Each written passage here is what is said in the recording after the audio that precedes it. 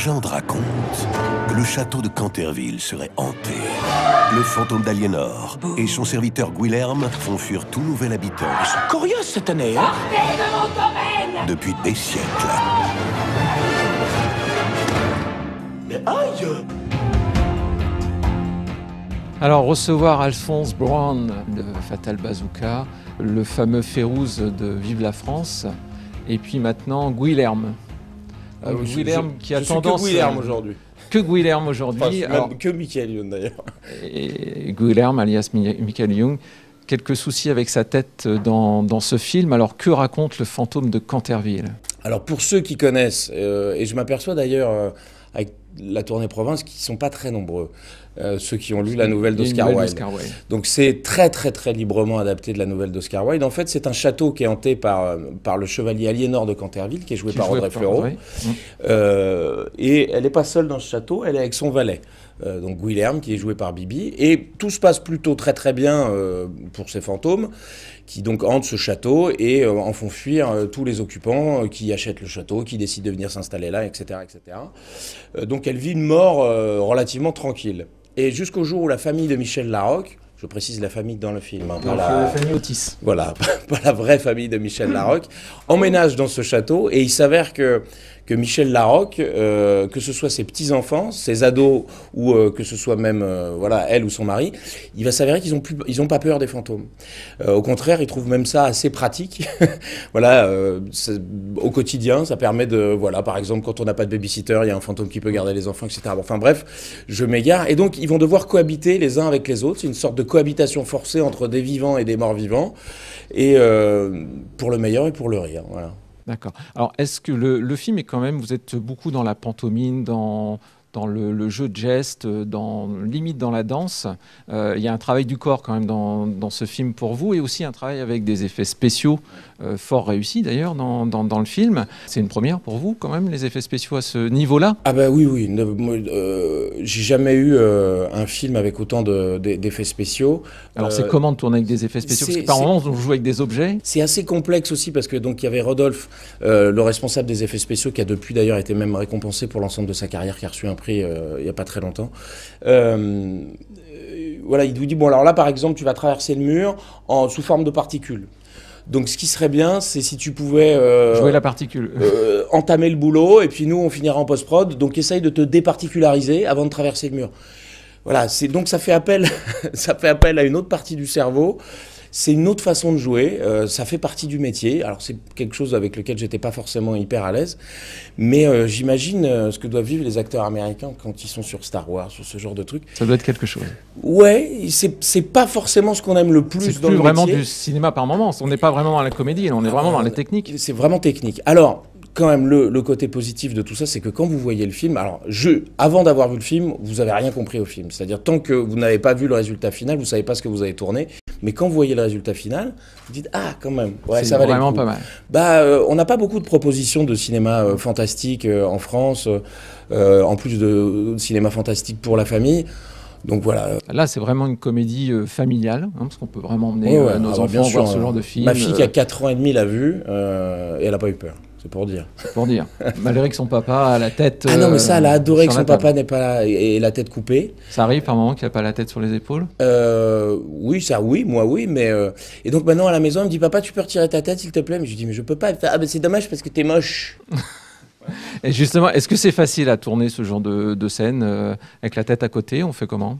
C'est avec la tête à côté, c'est plusieurs passes. Donc vous faites d'abord une passe le corps, ensuite une passe où vous prenez la place de la tête, voilà. Et puis après les effets spéciaux. C'est les autres qui s'en occupent. Voilà. Ok. Vous avez tourné où ce film? Alors malheureusement, même si le film est censé se passer en Bretagne, nous avons tourné en Belgique pour des raisons évidentes de budget.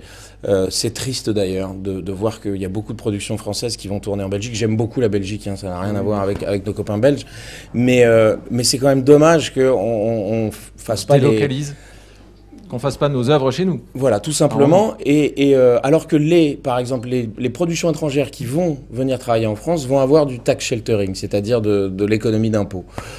Donc on offre aux autres ce qu'on s'offre pas à soi-même. Ce qu'on s'offre pas à soi-même. C'est un petit peu dommage. C'est un peu dommage. On n'est pas là pour parler politique culturelle. Non, pas du tout. Donc, dedans, vous êtes un fantôme. Et vous, Mais il ne sait pas qu'il est fantôme. Il sait pas. Il sait pas qu'il est fantôme parce par qu'il contre, ne sait pas qu'il est mort. Il a vraiment une trouille des révolutionnaires. Il a la trouille des révolutionnaires parce qu'il a été décapité à la Révolution. Donc il aimerait bien que ça ne se reproduise pas trop souvent.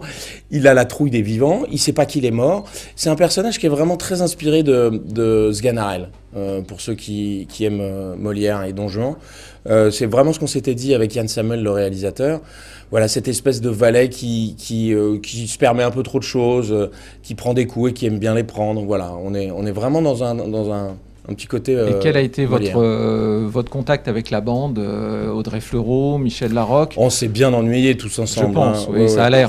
Surtout que, vous voyez, on était quasiment dans un décor unique, puisque tout se passe à l'intérieur de ce château. Donc, voilà, Namur. Le tournage a duré combien de temps? 10 semaines. Ah ouais. Donc en Belgique, à Namur, au mois de février. Donc il fallait qu'on se réchauffe quand même, parce que le château n'était pas chauffé. Voilà.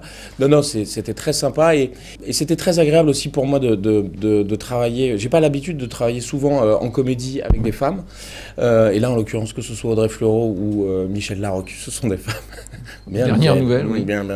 Non, mais ce qui est sympa dans ce qu'a écrit Yann Samuel, c'est qu'en général, ces rôles d'Auguste et de clown blanc, c'est-à-dire véritablement le rapport comique entre un personnage qui bouge beaucoup et un qui est plus statique, hein, c'est comme ça que je peux vous le schématiser, c'est plus souvent écrit pour deux hommes. Et là, pour une fois, c'était un homme et une femme. Donc avec Audrey, on a tout de suite trouvé cette alchimie-là. Moi, à la lecture, j'avais pas vu de façon évidente qu'il y avait un clown blanc et un Auguste. Et puis dès qu'on a commencé à jouer, on est parti là-dedans et on a pris beaucoup de plaisir sur le plateau, mais aussi en dehors. Bienvenue chez nous. Comment vous trouvez les enfants? Deux mots, génial. Une nouvelle famille Plan du château. va peut-être changer le destin du fantôme. Je veux rentrer à la maison. Ah, mais c'est ici, notre maison. Votre âme pour vivre. On va avoir un peu d'intimité ou pas? C'est une discussion privée, là. Pardon? Puis alors, votre haleine, hein, non mais c'est épouvantable. On ne se moque pas. Tu nous fais pas peur. Qu'est-ce qui m'arrive? Je fais plus peur. Toutes les babysitters raccrochent dès que je donne l'adresse du château. Vous faites quoi, vous, ce soir? Je vous apprends à faire peur et en échange, vous faites fuir ma famille. La partie ne fait que commencer. On sent quand même un nouveau cap sur votre carrière finalement. Là, on est quand même sur une comédie familiale. Non, écoutez, il n'y a pas de... C'est pas une volonté. Il n'y a pas de virage particulier. Il s'avère que j'ai une fille de 4 ans et demi qui me demande ce que je fais comme métier et quand je lui réponds je suis clown, elle me dit bah fais voir.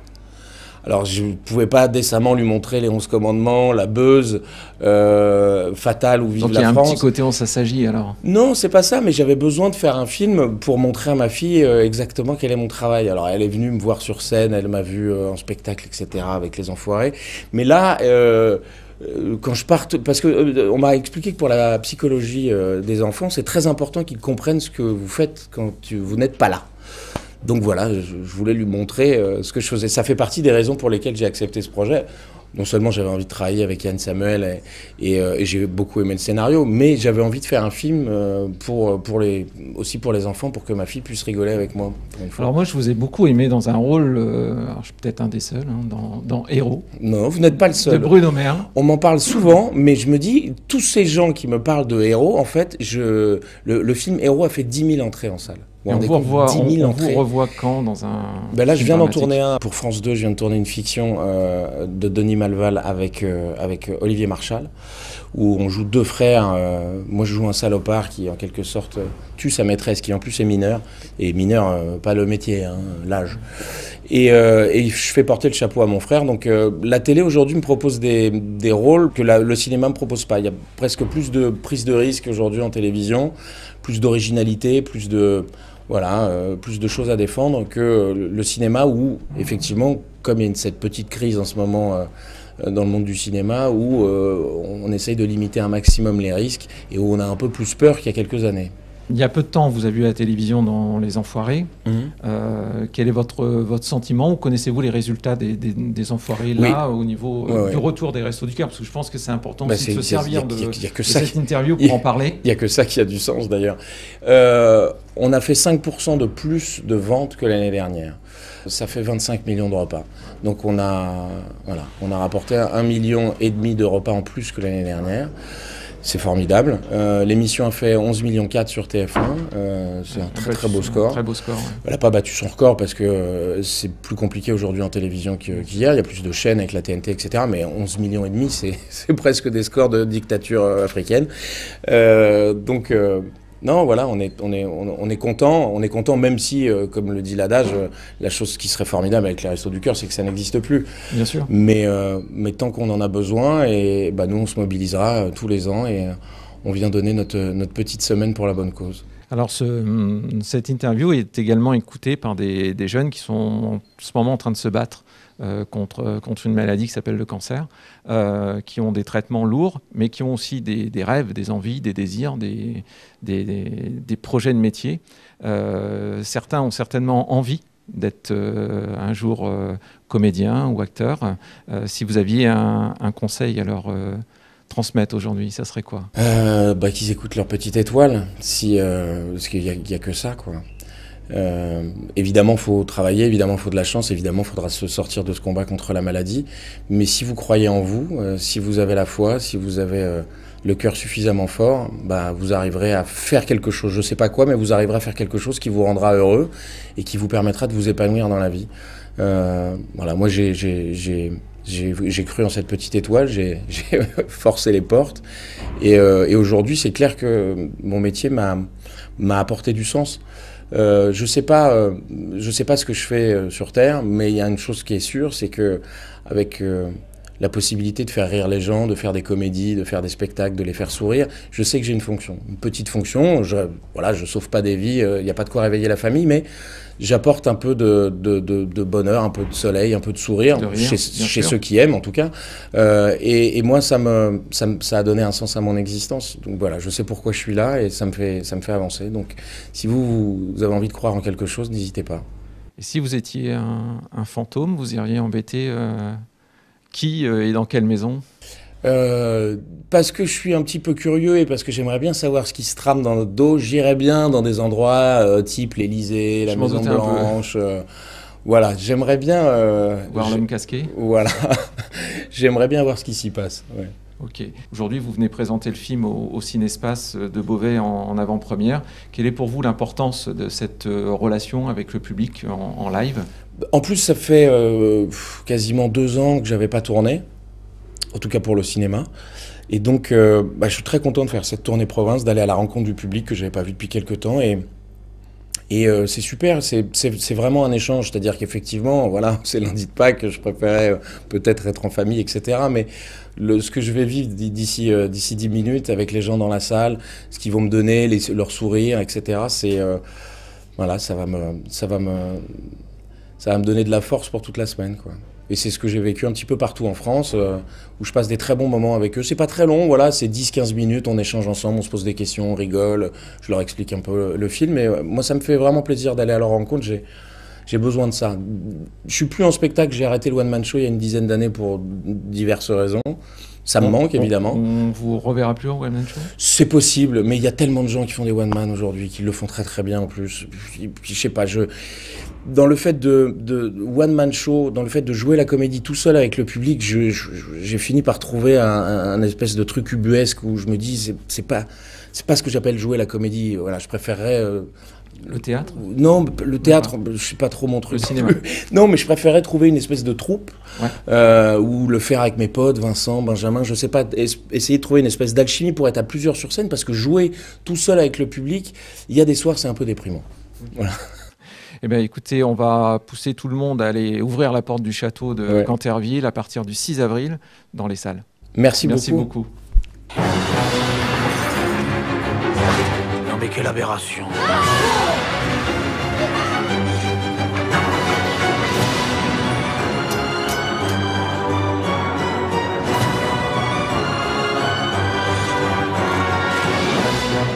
La famille Canterville. 1, 2 et... Le fantôme de Canterville. Je manque complètement d'intensité. Avec le ventre. Allez, il faut y croire. 1, 2 et... Le 6 avril au cinéma.